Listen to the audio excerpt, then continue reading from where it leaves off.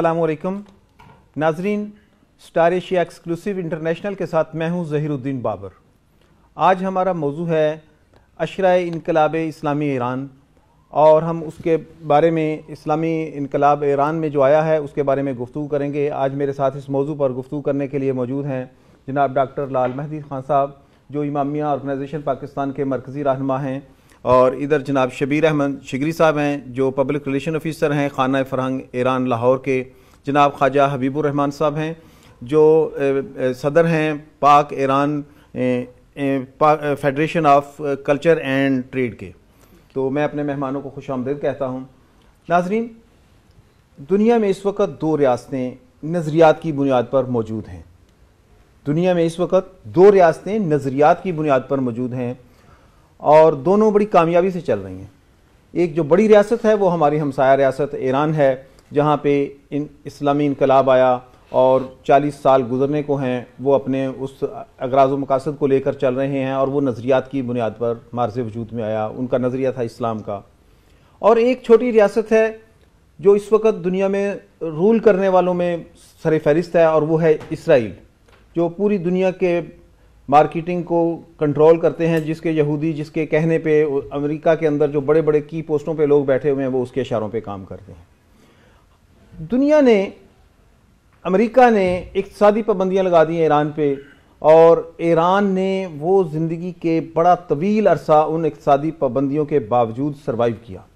ये एक काबिल तकलीद और काबिल मिसाल बात है। इसने जहाँ बहुत सारे नुकसानात किए, मैं सोचता हूँ कि उसने ईरान को खुद इन्हसारी की तरफ जुर्रत बख्शी, और आज ईरान अपने पाँव पे खड़ा है, दुनिया के बड़े ममालिक में है और एटमी कुव्वत बनने की तरफ जा रहा है।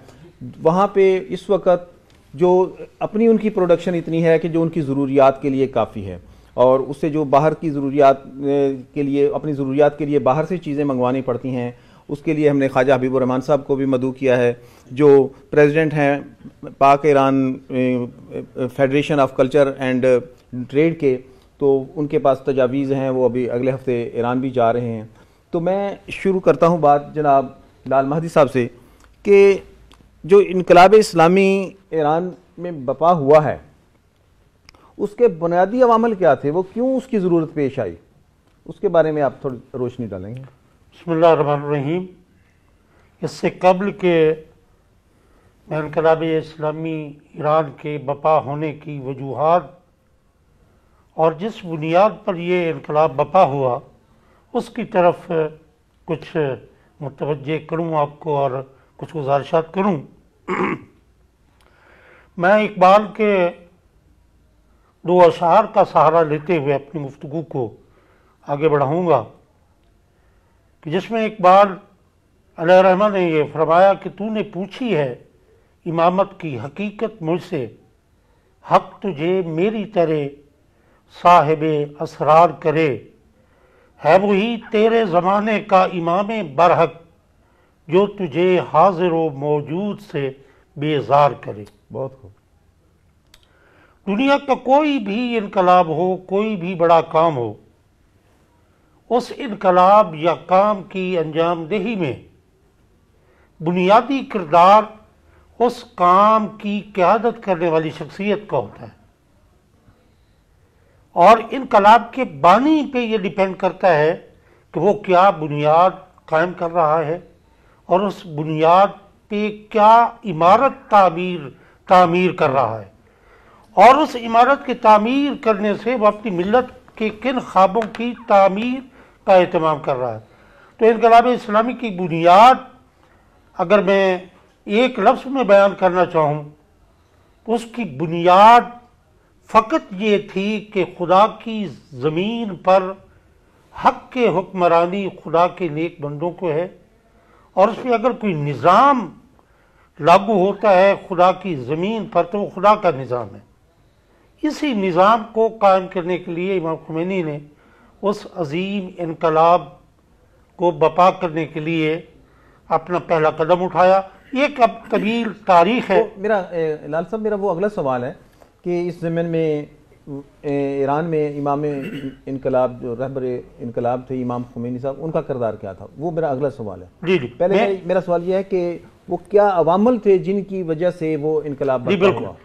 میرے خیال میں بڑی واضح طور پہ دنیا نے یہ ایک تصویر بھی دیکھی، اور اس تصویر کے تناظر میں جو تصور تھا انقلاب کا وہ بھی دنیا نے دیکھا کہ اسلامی انقلاب سے قبل کا جو ایران ہے اس کا کلچر کیا ہے، ان کا رہن سہن کیا ہے، ان کا اپنا سیاسی جو پورا عمل ہے اس پہ دوسری قوتوں کا، بالخصوص امریکہ جو ایک طاغوت ہے اس میں کوئی شک و شبہ نہیں، اس کا کتنا تسلط ہے، اور اس تسلط کے نتیجے میں ایران کا اسلامی تشخص کتنا دب چکا ہے۔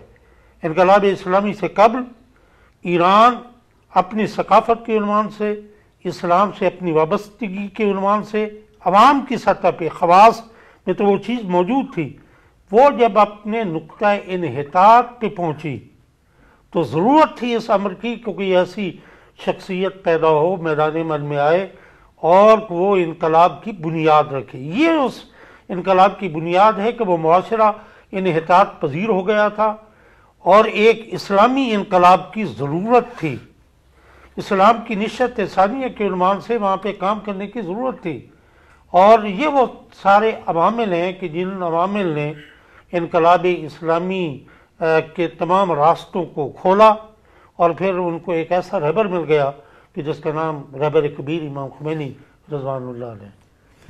شبیر صاحب، آپ کلچر ڈپارٹمنٹ کو دیکھتے ہیں، کلچر جو ہے، ثقافت جو ہے، یہ تہذیب کا حصہ ہوتی ہے اور انسانی فطرت کا ایک خاصہ ہے، وہ اس کا تقاضا کرتی ہے۔ آپ اس پہ روشنی ڈالیں گے کہ ایران میں پہلے کا کلچر کیا تھا، وہاں کی ثقافت پہلے کیسی تھی امام خمینی کے اس اسلامی انقلاب سے پہلے کی، اور بعد میں اس میں کیا فرق پڑا، اور اب وہ ثقافت کو لے کر کس طرح چل رہے ہیں؟ جس طرح سینما تھے، فلمیں تھی، فلم انڈسٹری ایک ثقافت کا کام کرتی ہے اور وہ نسل کی ذہنی آبیاری کرتی ہے فلم انڈسٹری۔ یہ تو بدقسمتی ہے کہ پاکستان میں فلم انڈسٹری، میڈیا جو ہے وہ مادر پدر آزاد ہے اور اسے بے حیائی اور فحاشی کی طرف لے کے جا رہا ہے، لیکن اسلامی انقلاب کے بعد ایران میں میرا خیال ہے اس میں بڑی تبدیلیاں آئی ہوں گی۔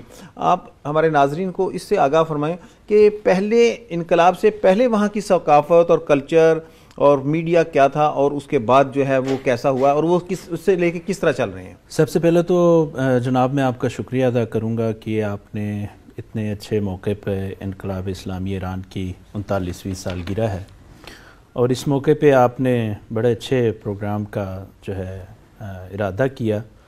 آپ ویسے بھی بڑے اچھے پروگرام میں نے دیکھے ہیں آپ اس موضوعات پہ، اسلامک موضوعات پہ، اور آپ کا چینل بڑا اچھا ماشاءاللہ اس پہ کام کر رہے ہیں، تو آپ کو مبارکباد پیش کرتا ہوں۔ پھر 39ویں سالگرہ ہے انقلاب کی، تو میں اپنے تمام ایرانی دوستوں کو خصوصاً اور باقی تمام عالم اسلام کے ساتھیوں کو بھی مبارکباد پیش کرتا ہوں، کیونکہ ایک بڑا کامیاب انقلاب بہت تھا۔ شکریہ، بہت شکریہ۔ اب سوال آپ نے کیا کلچر کے حوالے سے، تو کلچر کے لحاظ سے واقعی ایک بالکل سمجھیں کہ ایک الٹ معاملہ ہے پہلے کا اور اب کا۔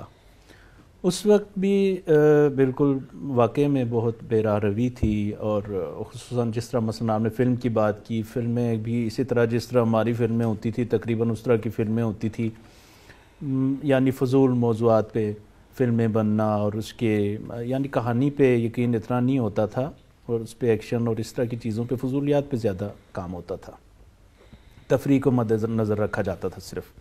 لیکن انقلاب کے بعد امام خمینی نے تمام فلم سے تعلق رکھنے والے لوگوں کو بلایا، تو اب سب نے یہی سمجھا کہ اب تو ہمارا جو ہے نا ختم ہو گیا، کیونکہ اسلام میں فلم وغیرہ کی کیا گنجائش ہے۔ لیکن امام خمینی نے ان سے فرمایا کہ میں سینما کے خلاف نہیں ہوں، لیکن جو سینما میں ہو رہا ہے اس کے خلاف ہوں، تو آپ لوگ اس کو چینج کریں۔ پھر انہوں نے اس کی باقاعدہ ایک وزارت بنا دی، اور پھر اس کو پرائیویٹلی بھی آرگنائزیشنز، اور انہوں نے اس پہ بڑا کام کیا، اور اس پہ گورنمنٹ نے ان کو بڑا سپورٹ کیا، اور پھر انہوں نے نتیجتاً کہ اتنی اچھی فلمیں، اور آپ دیکھیں پردے کے اندر ہمارا تو تصور ہی نہیں ہے نا کہ گانے یا اس طرح کی فضولیات کے بغیر کوئی فلم بن سکتی ہے، لیکن ان کا اسکارف کے اندر خواتین کام کر رہی ہیں اور بالکل کوئی گانا نہیں ہے، کوئی فضول، پھر صرف ایک چیز رہ جاتی ہے، وہ ہے سٹوری. تو سٹوری بھی اور ایک بالکل معمولی سا موضوع بھی اگر وہ اٹھائیں، میں نے ایرانی فلموں کا خاصہ یہ دیکھا ہے کہ جب وہ ایک معمولی سا ٹاپک بھی اٹھاتے ہیں اس کو، لیکن وہ معاشرے کی عکاسی کر رہا ہوتا ہے اور وہ دلوں کو چھو جاتی ہے وہ بات جو وہ پیش کرنا چاہتے ہیں. یہی وجہ ہے کہ یورپ اور باہر کے جو ممالک ہیں، بہت ساری دشمنی کے باوجود، مزے کی بات تو یہ ہے نا کہ جب دشمن بھی آپ کو قبول کرے، بہت ساری دشمنی کے باوجود آج فلم وہ صلاحیت کا اعتراف کریں، آپ کی اعتراف کر رہے ہیں، اور ایرانی فلمز کو آسکر ایوارڈز مل رہے ہیں، اور اس میں بہت زیادہ انہوں نے ترقی کی. اسی طرح فنون لطیفہ کے دیگر ہیں، آرٹ پہ ہو گیا، دوسرے ہنر ہو گئے، ان سب پہ انہوں نے بہت زیادہ کام کیا. شبیر صاحب، کیا وہ فلمیں دلچسپی کے اعتبار سے بھی اتنی ہیں کہ وہ بندہ 2.5 گھنٹے بیٹھ کے انہیں دیکھے اور اس میں وہ تجسس ہو کہ آگے کیا ہونا ہے؟ جس طرح یہاں پہ آج کل عام فلموں میں تو ہوتا ہے تھوڑا بہت تجسس، جی، کہ لوگ دلچسپی سے اسے دیکھتے ہیں. بالکل اس فلم کی کہانی اس طرح کی ہوتی ہے کہ آپ اس کو آخر تک بیٹھے بغیر آپ سکون سے نہیں رہ سکتے. ویسے فلمیں عام طور پہ ایرانی موویز جو ہے 1.5-2 گھنٹے کی ہوتی ہیں، ہمارے سے کم ہوتی ہیں. ٹھیک ہے. تو سٹوریز کا یہ عالم ہے کہ مثال کے طور پہ آپ نے دیکھا ہوگا مثلا ایران میں جو ڈرامہ سیریلز زیادہ بنتے ہیں، جس طرح ہمارے ڈرامہ سیریلز ٹی وی پہ ہوتے ہیں وہ زیادہ چلتے ہیں. تو حضرت یوسف جو مشہور پچھلے دنوں ہوئی اور کافی اس نے شہرت پائی، اردو میں ڈبنگ کے ساتھ پیش کی گئی، تو وہ وہاں کی ڈرامہ سیریل ہے تقریباً 45 سے 50 گھنٹوں کی. لیکن میں نے بچے کو دیکھا ہے جس نے وہ حضرت یوسف پیغمبر کی جو فلم دیکھنے شروع کی، اس پہ تو کچھ لوگوں نے اعتراض بھی کیا کہ وہ نبی اکرم صلی اللہ علیہ وسلم، وہ یعنی کہ حضرت یوسف علیہ السلام کی وہ تشبیہ دی گئی. اور بس ہمارا یہ ایک المیہ ہے. دیکھیں آپ جدید دور کے ساتھ آپ ایرانیوں نے اس کو یہ کوشش کی ہے کہ اسلامی اس کو ایک جدید طرح سے آپ کو دکھایا جائے. ہمارا یہ المیہ ہے کہ ہم احترام بہت زیادہ کرتے ہیں اور عمل کم کرتے ہیں. قرآن پاک کو آپ لحافوں میں جناب اس کو اوڑھ کے بڑے اونچے طاق پہ رکھ دیتے ہیں، اس کا بہت بڑا احترام کیا ہم نے، لیکن اصل احترام تو اس کا یہ ہے کہ اس پہ عمل کیا جائے. آپ دیکھیں یہی فلم جو ہے، میں اس کو اس کی کامیابی سمجھتا ہوں کہ کچھ لوگ قرآن پاک بھی جو نہیں پڑھتے تھے، انہوں نے یہ فلم دیکھنے کے بعد قرآن پاک کھولا، سورہ یوسف پڑھی، باقاعدہ اس پہ تحقیق کی کہ واقعی یہ اس طرح واقعہ ہے یا نہیں. تو میں اس کو بڑی کامیابی سمجھتا ہوں. میں سوال کروں گا خواجہ صاحب سے کہ آپ اقتصادی امور کے ماہر بھی ہیں اور آپ ایک تاجر بھی ہیں اور اس حوالے سے آپ کام کر رہے ہیں. آپ نے ایران کی اسٹڈی کی ہے کہ وہاں کی اقتصادیات کو آپ نے دیکھا، اس کا مشاہدہ کیا ہے، اس پہ ریسرچ کی، تو انقلاب اسلامی ایران سے پہلے کی اقتصادی صورتحال میں اور بعد کی میں کیا فرق آپ دیکھتے ہیں؟ بسم اللہ الرحمن الرحیم.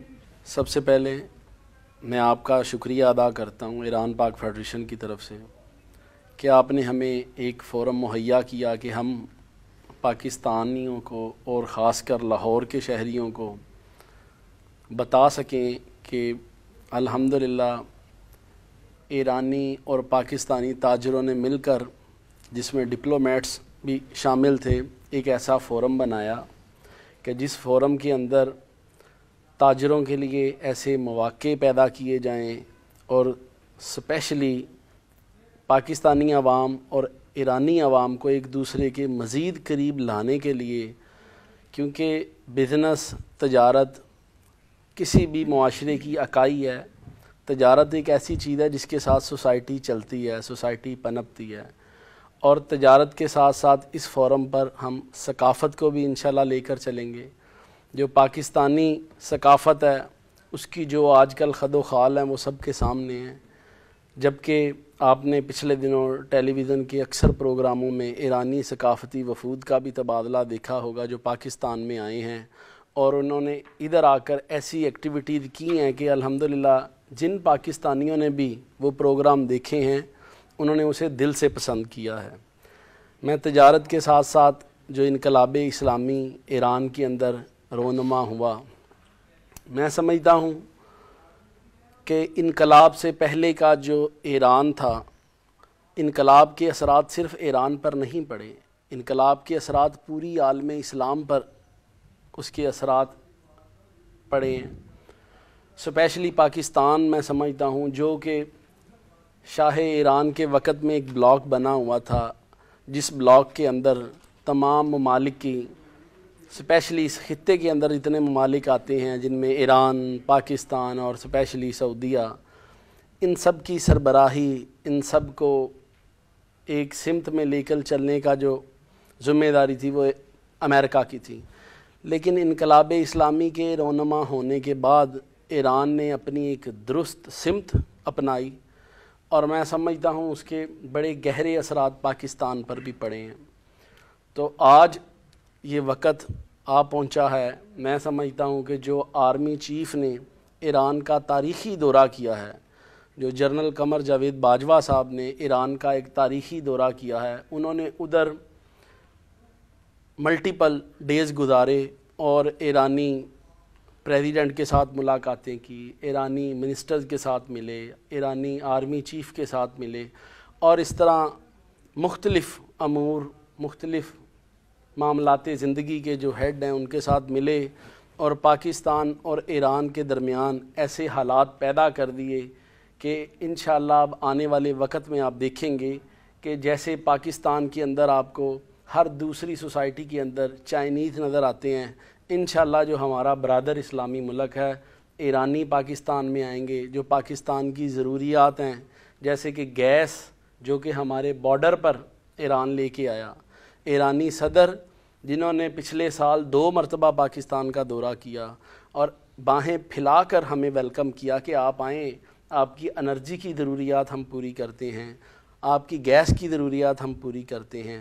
اسی طرح آپ نے دیکھا ہوگا کہ پاکستان کے اندر جو ٹائلز بک رہی ہیں ان کے اندر اکثریت ایرانی ٹائلز کی ہے، لیکن بدقسمتی ہماری یہ ہے کہ ہم اپنے برادر اسلامی ملک کو پروموٹ کرنے کی بجائے ہم ان ٹائلز کو مہنگے بھاؤ بیچنے کے لیے چائنیز ٹائلز کر کے بیچتے ہیں۔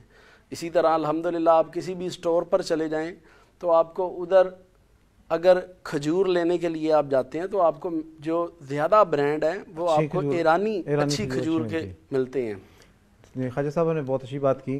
لالمین صاحب میں آپ کے لیے سوال چھوڑ رہا ہوں کہ انقلاب اسلامی جن بنیادوں پر برپا ہوا، کیا اب بھی اسی طرح چل رہا ہے یا اس میں کوئی کمی ہوئی ہے؟ کیونکہ 39 سال کا ایک بہت طویل عرصہ ہوتا ہے، آدھی صدی کے قریب ہے۔ تو ناظرین ہمارے ساتھ رہیے گا، ملتے ہیں بریک کے بعد۔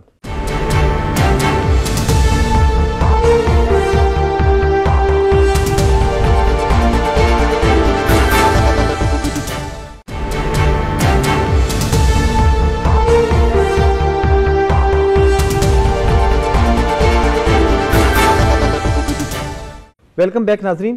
میں نے لال مہدی صاحب سے سوال کیا تھا کہ انقلاب آئے کو 39 سال بیت چکے ہیں، اس دفعہ اب 39ویں سالگرہ منائی جا رہی ہے ایران میں اور پورا وہ عشرہ تقریبات ہو رہی ہیں ان کی، تو کیا آپ یہ سمجھتے ہیں کہ جن بنیادوں پر وہ انقلاب آیا تھا اور جس طرح وہ انقلاب آیا تھا، جو اغراض و مقاصد کو لے کر آیا تھا، ابھی تک وہ انقلاب اسی طرح موجود ہے، اس کے اثرات اسی طرح موجود ہیں یا وقت کے ساتھ ساتھ اس میں کمی آ گئی ہے؟ یہ میرا سوال تھا لال مہدی صاحب سے۔ جی بالکل، میں سمجھتا ہوں کہ میں یہ کہہ سکتا ہوں کہ اس میں کوئی کمی نہیں آئی، اور اس کو ثابت کرنے کے لیے میں یہ گزارش کروں گا کہ دیکھنا یہ چاہیے کہ وہ انقلاب جس شخصیت نے برپا کیا، جو بانی انقلاب تھا، کیا اس انقلاب کا بنیادی کردار اور جو اس کا مین جو ستون تھا، کیا وہ صرف اس کی شخصیت تھی؟ جب ہم اس پہ غور کرتے ہیں تو پتہ چلتا ہے کہ ٹھیک ہے ایک شخصیت نے بانی انقلاب ہونے کے حوالے سے اپنے کردار ادا کیا، لیکن اصل میں اس کی فکر تھی کہ جس نے بنیاد بنائی انقلاب کی، اور بحمدللہ وہ فکر آج بھی موجود ہے۔ لہذا اس بارے میں کوئی تردد نہیں کیا جا سکتا، اور اس میں امام خمینی نے انقلاب کے برپا ہونے سے پہلے ایک سوال کے جواب میں کسی کو یہ کہا تھا کہ آپ آخر یہ ساری زحمات کیوں کر رہے ہیں؟ تو امام نے یہ جملہ ارشاد فرمایا تھا کہ میں یہ چاہتا ہوں کہ ایران کے فیصلے تہران کے اندر ہوں، واشنگٹن میں نہ ہوں۔ بہت خوب۔ آج 39 سال بعد بھی دیکھیں تہران میں صرف ایران کے فیصلے نہیں ہو رہے، پوری ملت اسلام، ملت اسلامیہ کی عظمت کے فیصلے تہران میں ہو رہے ہیں۔ اور امام خمینی رضوان اللہ علیہ کی رحلت کے بعد مسئولین انقلاب نے، اور بالخصوص ان کے حقیقی جانشین امام خامنہئی نے جس طرح انقلاب کی اس فکر کو، امام خمینی کی اس فکر کو اور اس بنیاد کو قائم و دائم رکھا، انشاءاللہ اس میں کسی بھی مرحلے پہ ضعف نہیں آنے والا۔ اور اس میں جو وہی بنیادی، اس میں جو ایک طاقت ہے اس انقلاب کے پاس، وہ نظام ولایت فقیہ کی طاقت ہے۔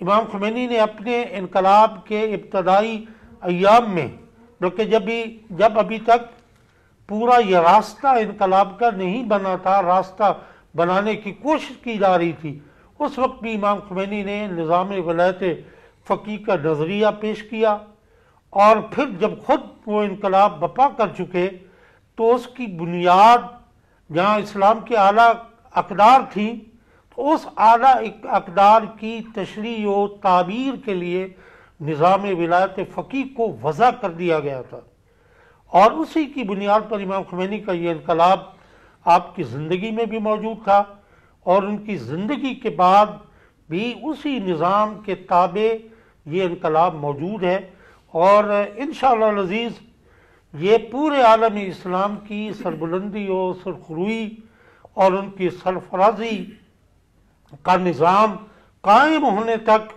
کہ جو کہ امام مہدی کے انقلاب سے جا کے متصل ہوگا، یہ انقلاب بپا رہنا ہے۔ اور اس کی بنیاد صاحب اس میں ایک سوال یہ ہے کہ جب امام خمینی صاحب نے وہ انقلاب کا آغاز کیا اور انقلاب آیا، اس وقت نظام ولایت فقیہ کی بات نہیں کی، انہوں نے اس وقت سادہ اسلامی انقلاب کی بات کی، اور اس وقت ایران میں جو سنیوں کی بھی بہت بڑی تعداد ہے، اور بلکہ پوری دنیا کے، میں اس وقت یعنی کہ شعور کی حالت میں تھا، میں نے وہ دیکھا ہے وہ دور، کہ اس وقت پوری دنیا کے نوجوان جو تھے، دینی ذہن کے نوجوان، وہ اس کی پذیرائی کر رہے تھے، امام خمینی کے اس انقلاب کو اپریشیٹ کر رہے تھے کہ یہ بہت اچھا کام ہو رہا ہے۔ اس وقت وہ صرف اسلام کے نام پہ آیا، یہ نظام کی ولایت والی جو بات ہے یہ بعد میں آئی یا اس سے یہ پہلے انہوں نے یعنی کہ بات بیان جی جی نہیں، میں اس کی امام خمینی کا جو نظریہ ولایت فقیہ ہے، یہ بہت پہلے جب انہوں نے اپنی تحریک کا آغاز کرنا چاہا،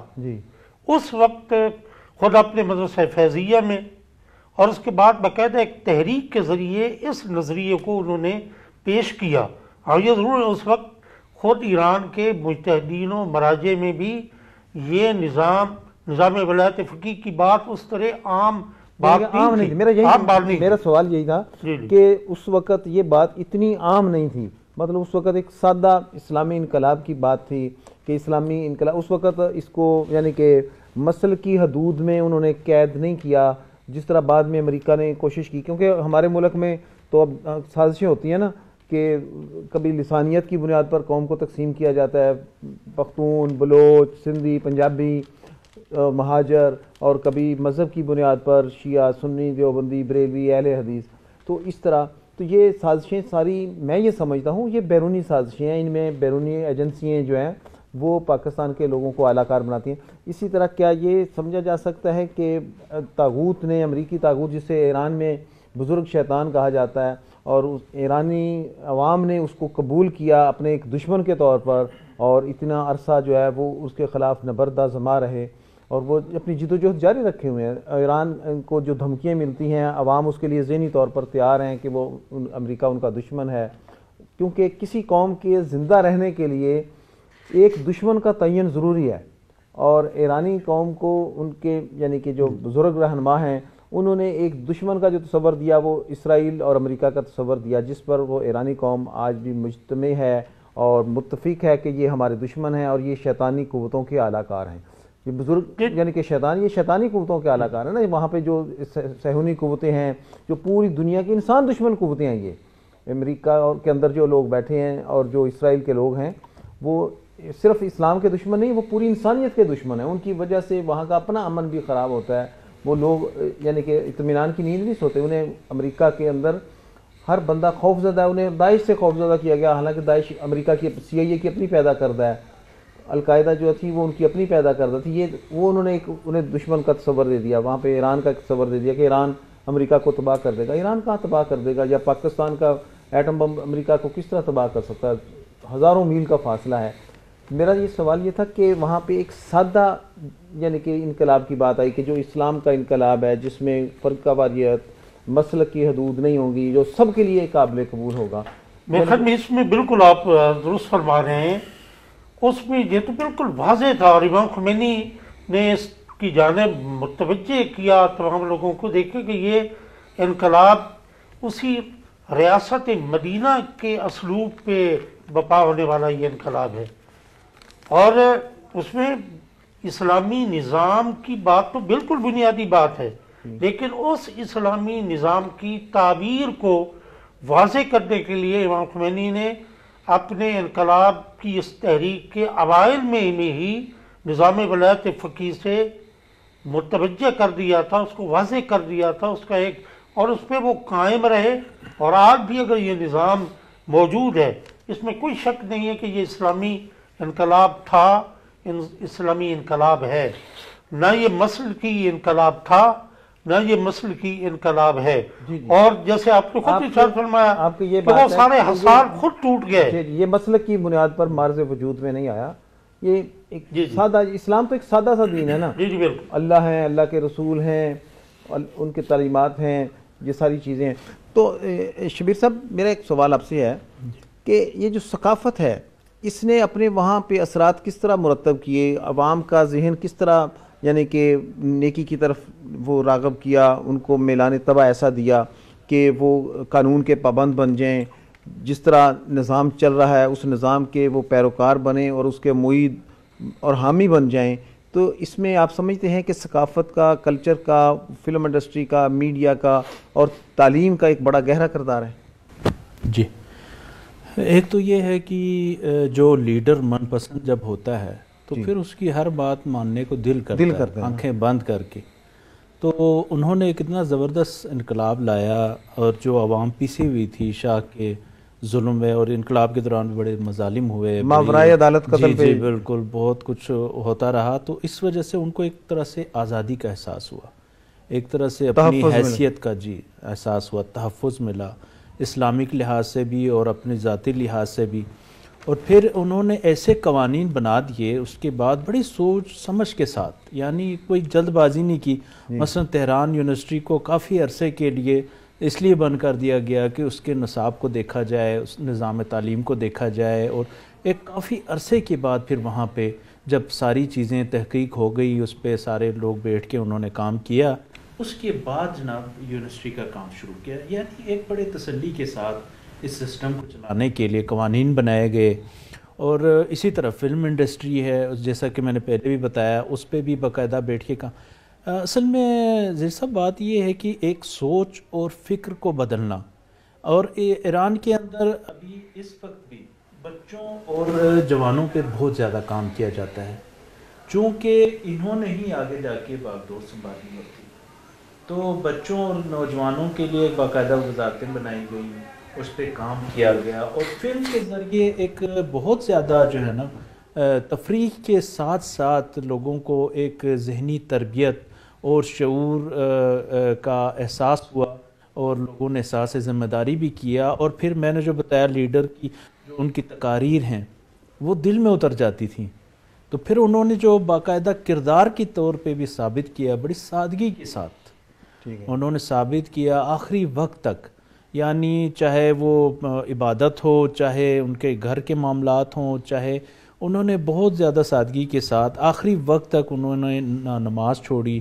آپ ہاسپٹل میں ان کی اگر آخری لمحات کی اگر فلم دیکھیں تو آپ کو پتہ لگے گا، میل نرسز نے ایک نے دائیں ایک نے بائیں سے ان کو پکڑا ہوا سہارا دے کے نماز پڑھ رہے ہیں، حتیٰ کہ آخری وقت میں انہوں نے ابرو کے اشارے سے نماز ادا کی.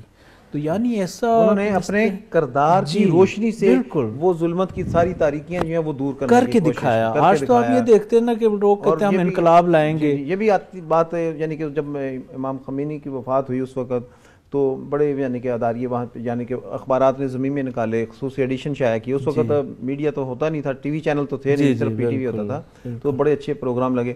اس میں ایک بات بڑی نمایاں تھی کہ امام خمینی کا جو جنازہ ہے وہ ان کے کچے گھر سے اٹھا ہے، تو چھوٹا سا گھر ہے. تو ابھی میرا بیٹا غازی گیا ہوا تھا پچھلے دنوں ایران، تو وہ گھر دیکھ کے آیا، کہتا کہ وہ یعنی کہ چھوٹا سا ایک گھر ہے، معمولی سا گھر جو ایک عام آدمی کا گھر ہوتا ہے، ایک عام معاشرتی انسان کا. اور پھر جنازہ ان کا آپ دیکھیں 60 لاکھ افراد ان کے انقلاب میں استقبال کے موقع پہ تھے اور 90 لاکھ کے قریب ان کے جنازے میں تھے. میں خواجہ صاحب سے سوال کروں گا، تو لیکن سوال کرنے سے پہلے بریک لیں گے ایک چھوٹی سی، اور ناظرین ہمارے ساتھ رہیے گا، بریک کے بعد ملتے ہیں.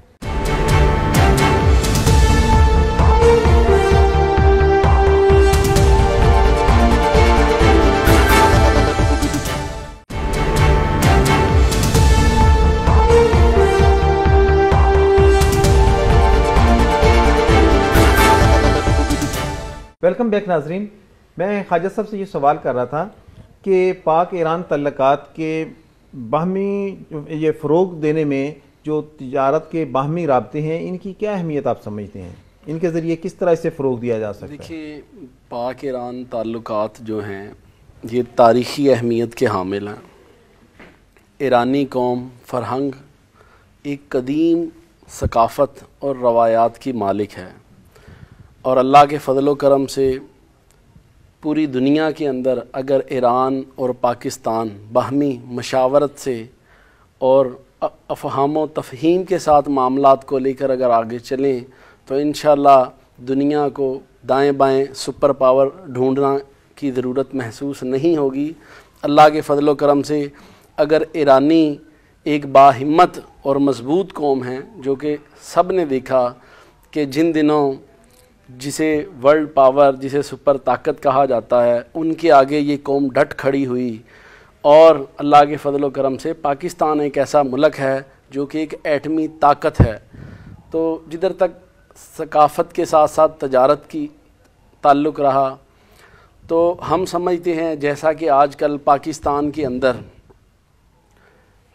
کم و بیش 6 کروڑ گندم جو کہ وافر گوداموں میں پڑی پچھلے کئی سالوں سے گل سڑ رہی ہے، 6 کروڑ بوری جو کہ 100 kg کی round about 60 lakh metric ton گندم، ابھی آگے تقریباً 1-1.5 ماہ بعد نئی کراپ آ جائے گی، نئی فصل آ جائے گی.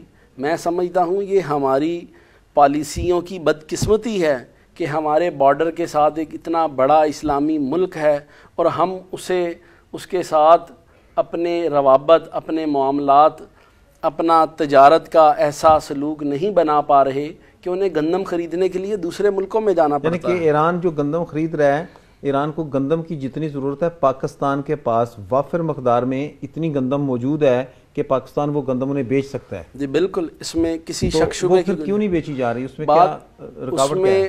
اس میں جو ہماری بیوروکریسی ہے، اسپیشلی جو میں سمجھتا ہوں کہ گورنمنٹ کے ایسے معاملات بیچ میں آ جاتے ہیں. مجھے اچھی طرح یاد ہے کہ آج سے کچھ سال پہلے ایرانی وفد پاکستان میں آیا اور انہوں نے 1 لاکھ میٹرک ٹن گندم کی ڈیمانڈ کی، اور پاکستان کی گندم عالمی لیول پر ورلڈ جو اس کا معیار ہے، جو اس کی کوالٹی ہے، ورلڈ کلاس کی ہے الحمدللہ. اس کے اندر گلوٹن کی مقدار وافر ہے، اس کے اندر ایش کی مقدار وافر ہے. اسی طرح آپ دیکھیں کہ چاول پچھلے کئی سالوں سے پاکستان کے اندر رائس ملیں بند پڑی ہیں، چاول کا بحران آیا ہوا ہے، ایکسپورٹ نہیں ہو پا رہا، ایکسپورٹ پراپر نہیں ہو پا رہا. اس وجہ ہماری کیا ہے؟ ہمارا پراپر جو ہمارے وزیر تجارت ہیں، جو بیوروکریٹس ہیں، انہیں چاہیے کہ تاجروں کے وفود کا تبادلہ کیا جائے ایران کے اندر. ایران کے اندر پاکستانی تاجر کو سب سے بڑا فائدہ یہ ہے کہ اس کے اگر وہ چاہے تو بدریہ روڈ مال بیچ سکتا ہے اور چاہے تو بدریہ سی بیچ سکتا ہے، اس کے اخراجات نہ ہونے کے برابر ہیں. اور ایران کی مارکیٹ ایک بڑی پازیٹیو، بہت بڑی مارکیٹ اور انفلوئنشل مارکیٹ ہے. ہم مال بیچنے کے لیے کبھی افغان منڈی میں جاتے ہیں اور کبھی یورپین کنٹریز میں جاتے ہیں، حالانکہ ہمارے بارڈر کے ساتھ اب پچھلے دنوں تجارت ہو سکتی ہے، بالکل ہو سکتی ہے تجارت. پچھلے دنوں سب پاکستانیوں نے دیکھا کہ پاکستان کے اندر ٹماٹر کا ریٹ 200-300 روپے پہ جا چکا تھا، جسے الحمدللہ ہمارے کچھ ایرانی بھائیوں نے پاکستان کے اندر وافر مقدار کے اندر وہ ٹماٹر بھیجا اور فوری طور پر اس کرائسس پر گورنمنٹ نے قابو پایا.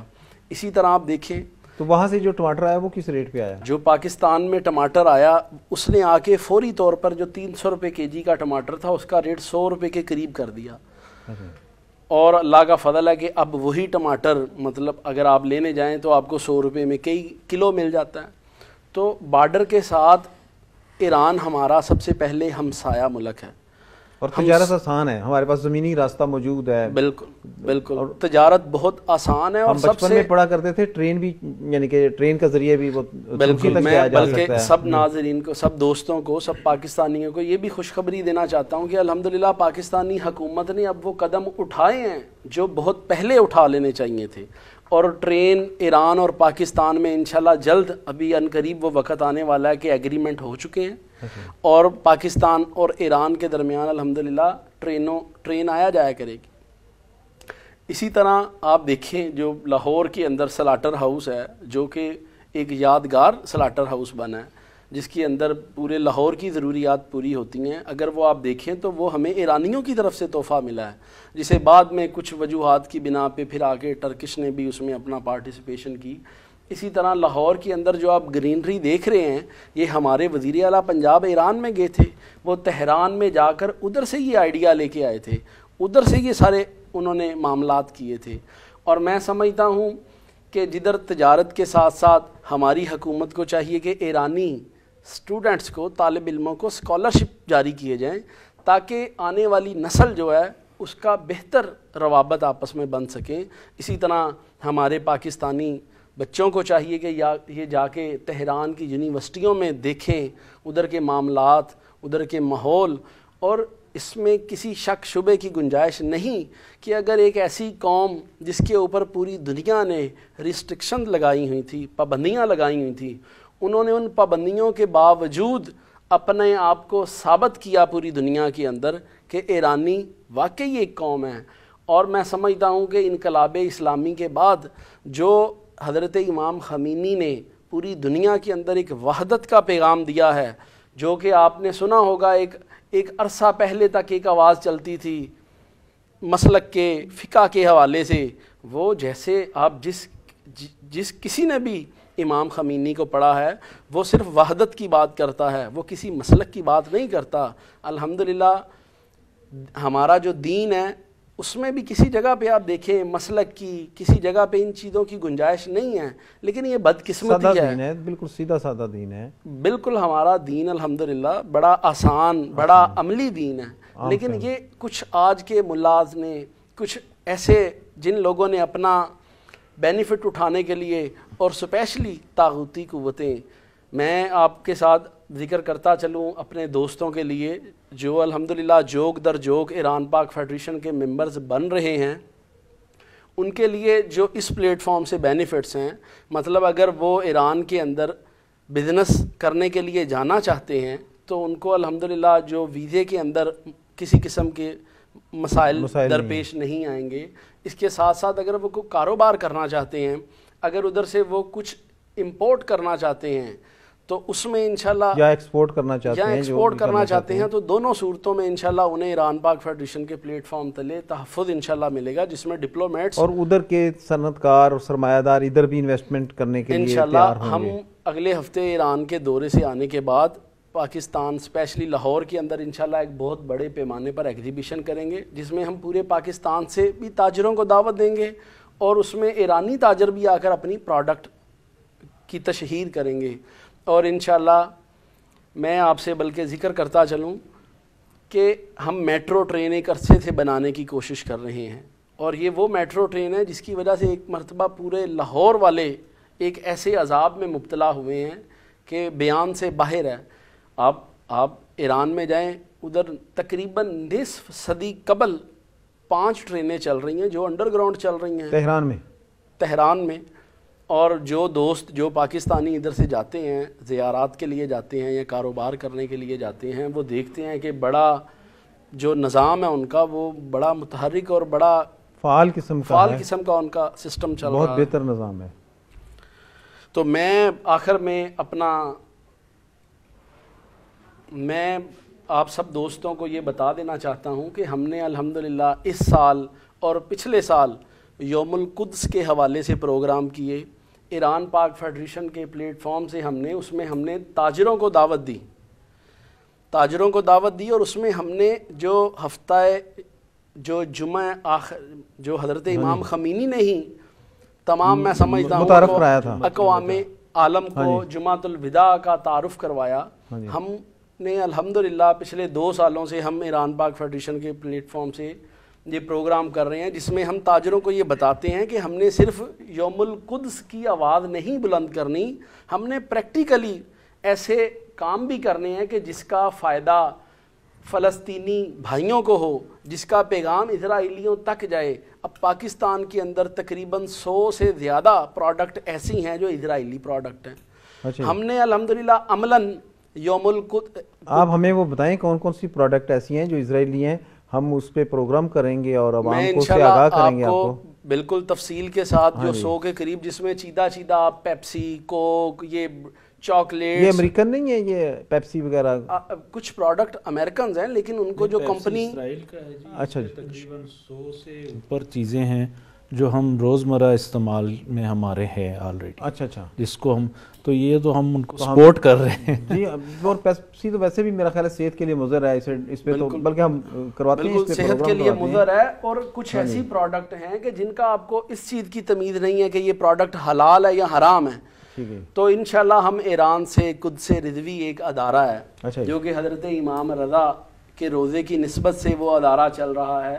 اس ادارے کی بنی ہوئی جو مصنوعات ہیں وہ پاکستان میں آ رہی ہیں، جس میں چاکلیٹس ہیں، ڈرنکس ہیں اور ایسی کھانے پینے کی اشیاء ہیں جن کے بارے میں بالکل اس مطلب کسی قسم کی غلط فہمی یا کسی ایسی یعنی کہ بندے کو اطمینان ہے، اطمینان کے ساتھ آپ اسے حلال چیز کو استعمال کر سکتے ہیں اور اس کا سب سے زیادہ فائدہ ہمیں ہوگا، ایز اے مسلم ہمیں فائدہ ہوگا. بالکل صحیح. اور جب ہم وہ ایران سے اپنی ضروریات زندگی کی چیزیں لیں گے تو انشاءاللہ ہم پھر ایران کو اپنی پروڈکٹ گندم، چاول اور اس طرح پچھلے سال ایران میں پاکستان سے تل بہت وافر مقدار میں گیا ہے. اسی طرح اینیمل فیڈ ہے جو ہم ایران کو دے سکتے ہیں اور ایسی بے شمار گارمنٹس، سرجیکلز اور میڈیکل کے شعبے میں بھی ہم ان کے ساتھ مل کر چل سکتے ہیں. میں آخر میں شبیر احمد شگری صاحب سے پوچھوں گا کہ ایران میں 39ویں سالگرہ منائی جا رہی ہے انقلاب کی، تو آپ اس حوالے سے پاکستانی عوام کو کیا پیغام دینا چاہیں گے؟ اور آپ کا پیغام یہ ایران تک بھی پہنچے گا؟ یہ ہماری نشریات ایران میں بھی دیکھی جا رہی ہیں، دنیا کے تقریباً 78 ممالک میں اس وقت دیکھی جا رہی ہیں. جی بالکل، میں یہی پیغام دینا چاہوں گا جی، کیونکہ جو انقلاب کا بھی جو پیغام ہے وحدت کا اور بھائی چارے کا ہے تمام مسلمانوں کے درمیان. یہاں میں یہ بتانا چاہوں گا کہ امام خمینی نے یہ فرمایا تھا کہ تم ہاتھ باندھ کے اور ہاتھ چھوڑ کے نماز پڑھنے پر جھگڑ رہے ہو جبکہ دشمن تمہارے ہاتھ ہی کاٹ دینے کی فکر میں. تو ایسا نہیں کرنا چاہیے. ایک اور انہوں نے بڑا خوبصورت قدم یہ اٹھایا تھا کہ ان کے بڑے وحدت کی بڑی زبردست مثالیں ہیں امام خمینی کی، عملی مثالیں. مثلا 12 ربیع الاول کو ہمارے اہل سنت برادران 12 ربیع الاول کو میلاد مناتے ہیں اور اہل تشیع برادران 17 ربیع الاول کو مناتے ہیں. تو امام خمینی نے فرمایا کہ نہ 12 نہ 17، 12 سے 17 پورا ایک ہفتہ آپ منائیں اور اس کو ہفتہ وحدت کے نام سے ہفتہ وحدت کا نام دیا گیا، جو اب وہاں سے نکل کے اب دوسرے ملکوں میں بھی چلا گیا ہے اور یہاں پہ ہم مثلا اس کو مناتے ہیں. ہمارے کلچر سینٹرز جو ہیں پورے پاکستان میں، یہاں پہ میں یہ بھی ایک ضروری سمجھتا ہوں کہ کلچر سینٹرز کا بہت بڑا کردار ہے. اسلامی انقلاب کے بعد 60 سے زیادہ ممالک میں یہ کلچر سینٹرز قائم کیے گئے ہیں جی، جس میں پاکستان کے بھی بڑے مین شہروں میں یہ کلچر سینٹرز ہیں جو ایک بڑا کردار ادا کر رہے ہیں اسلامی انقلاب کے نتیجے میں آنے والے کلچر کو پروموٹ کرنے کے لیے.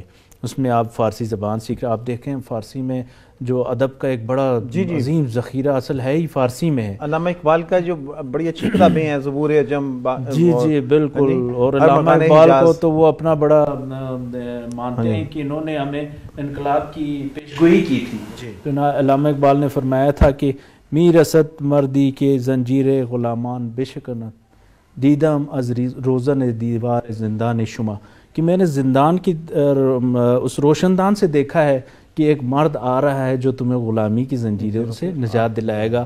تو ایرانی کہتے ہیں کہ یہ انہوں نے امام خمینی کی پیش گوئی کی. تو اس لیے جو پھر وہ جو کلچر سینٹرز کے ساتھ جو ہے جو کلچر کو بہت زیادہ پھیلایا گیا. الحمدللہ فارسی کلاسز ہوتی ہیں ہمارے، مثلا خانہ فرنگران کی میں آپ کو بتاؤں، یہاں پہ فارسی کلاسز ہوتی ہیں، منیچر کی، آرٹ کی، خطاطی کی. یہ اسلامی فنون ہے جس کو ایران نے واقعی میں اس کی حفاظت کی ہے اور اس کو سنبھالا ہے. تو میں سمجھتا ہوں کہ اس لحاظ سے جو ہے سارے بھائیوں کو مبارکباد بھی پیش کرتا ہوں اس 10 فجر کے موقع پہ. اور دوسرا میں یہ سمجھتا ہوں کہ وہاں پہ جو ہمارے دوست ہیں وہ تو ہیں ہی، اللہ کا شکر، ایک بڑے اچھے ماحول میں اور بڑے اچھے طور سے کردار ادا کر رہے ہیں. پاکستانی بھائیوں سے بھی یہی گزارش کروں گا، بہنوں بھائیوں سے، کہ ہمارے کلچر سینٹرز بھی آئیں، ان کا وزٹ کریں، دیکھیں کہ ایرانی کلچر کیا ہے. ہم مختلف پروگرامز وغیرہ کرتے رہتے ہیں، ان کو اٹینڈ کریں. اور ہماری جو کلاسز ہوتی ہیں مختلف قسم کی فارسی کی اور آرٹس کی، ان کو بھی اٹینڈ کریں اور اس سے فائدہ بہت اٹھائیں. شکریہ شبیر صاحب، میں اپنے مہمانوں کا بہت شکر گزار ہوں. ایڈ کروں گا اس میں ایک بات ہے کیونکہ اس میں جو اپنے پاکستانی ناظرین کے لیے اور ہمارے دوستوں کے لیے جس میں پیغام ہے وہ ہے کہ امام خمینی کا ہی ایک جملہ میں اس کو دہراؤں گا کہ جس میں امام نے اپنی ملت کو مخاطب کر کے یہ کہا تھا کہ آزادی و استقلال کوئی تحفے میں نہیں دیتا، اس کے لیے جدوجہد کرنی پڑے گی. تو ہماری پاکستانی قوم کو بھی اپنی آزادی و استقلال کے لیے جدوجہد کرنے کا راستہ امام خمینی نے ہمیں دکھایا، یہ انقلاب اسلامی. اور کیونکہ میں نے آخر پہ یہ بیان کرنا تھا، تمام ملت اسلامیہ کو اور بالخصوص ملت ایران کو انقلاب اسلامی کی 39ویں سالگرہ پہ مبارکباد پیش کرتے ہیں. اور ہمیں یہی آزادی استقلال کا جو سبق ہے اور شیطان بزرگ کے خلاف جو کھڑا ہونے کی اگر کوئی ہمت دے سکتی ہے تو امام خمینی کی صفت. بہت شکریہ. ناظرین، اسٹار ایشیا ایکسکلوسیو انٹرنیشنل کے ساتھ دیکھ رہے تھے آپ ایران کے انقلاب کی خصوصی نشریات. تو آپ نے اس سے یقیناً استفادہ کیا ہوگا، آپ کے علم میں اضافہ ہوا ہوگا کہ ہم برادر اسلامی ملک ایران ہے، وہاں پہ انقلاب کس طرح آیا اور وہ کس طرح چل رہا ہے، اس کے ثمرات کیا تھے. تو آئندہ کے پروگرام کے لیے اجازت دیں، انشاءاللہ تعالیٰ پھر اگلے پروگرام میں ملیں گے. اللہ حافظ.